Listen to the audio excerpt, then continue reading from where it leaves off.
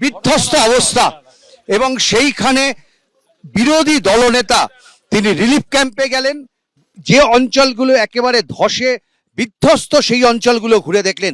কি বলবেন সব মিলে কি অবস্থা?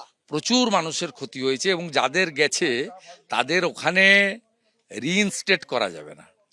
আমরা যে ফ্যামিলিগুলোর সঙ্গে মিট করলাম, প্রত্যেকটা ফ্যামিলির বক্তব্য হচ্ছে যে আমাদের একবেলা খাওয়া হলেও চলবে, কিন্তু আমরা ল্যান্ড এবং আমাদের বাড়ির পুনর্বহাল চাইছি।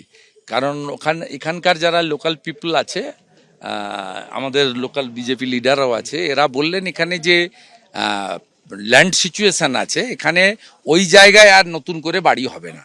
তবে আশার আলো এখানকার টি গার্ডেনের ওনাররা তাদের এক্সট্রা ল্যান্ড প্রোভাইড করতে রাজি হয়েছেন, এই মেনলি এই 19টা ফ্যামিলিকে তারা নতুন করে পুনর্বাসন দেওয়ার জন্য।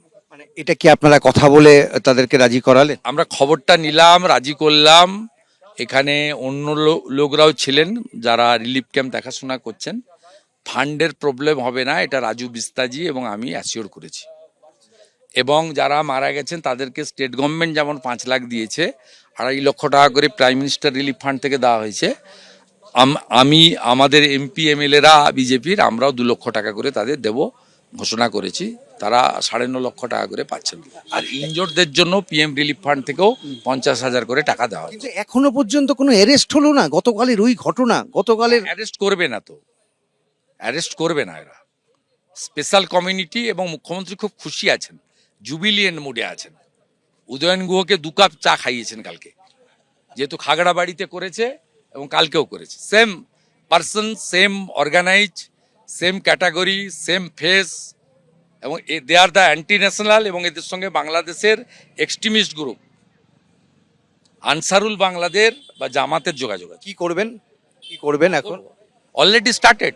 স্পিকার ওম বিড়লাজি অ্যাকশন ইনিশিয়েট করেছেন, এসটি কমিশন অ্যাকশন ইনিশিয়েট করেছেন, আমরা এফআইআর লঞ্চ করেছি।